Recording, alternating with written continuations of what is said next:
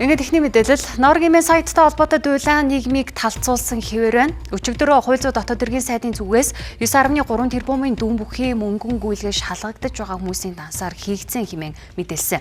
Харин шалгагдаж байгаа залуусын зүгээс энэхүү мэдээллийг үгүйсгэж үр төлбөртэй байгаа гэдгээ хариу тайлбарлаад байгаа. Харин өнөөдөр хууль зүйн дотоод хэргийн сайдын зүгээс прокурор зөвшөөрөх юм бол хувь хүний дансны мэдээллийг ил болгоно гэлээ.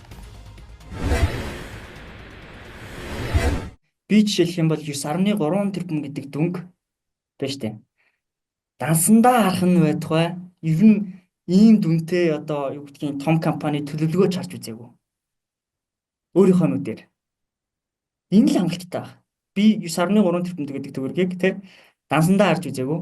Тэ ер нь бол бас тэр нөгөө онлайн мөрөөдөө тоглоом зохион байгуулах гэдэг ажил хийх нь байтугай би хамгийн сүүлд хэдий хөзөр өрөөд покер тоглоснооч мэдэхгүй байна. Тэгэхээр жоохон байхдаа баг хөдөө чихрийн цасаар л тоглож байсан баг. Гоо ингэсэн байгаа. Прокуророос хүсэл тавьсан байна. Тэгээд цагдаагийн байгууллага прокурорын байгууллага зөвшөөрөл өгөх юм бол шууд тэр баримтыг гаргана. Хувь хүний нууц шүү дээ. Данс гэдэг чинь бүрдэн байцаал. Тэгэхээр одоо тэрийг ингээд гаргаад олдъя болохгүй. Цагдаагийн байгууллага хүсэл тавьсан байна.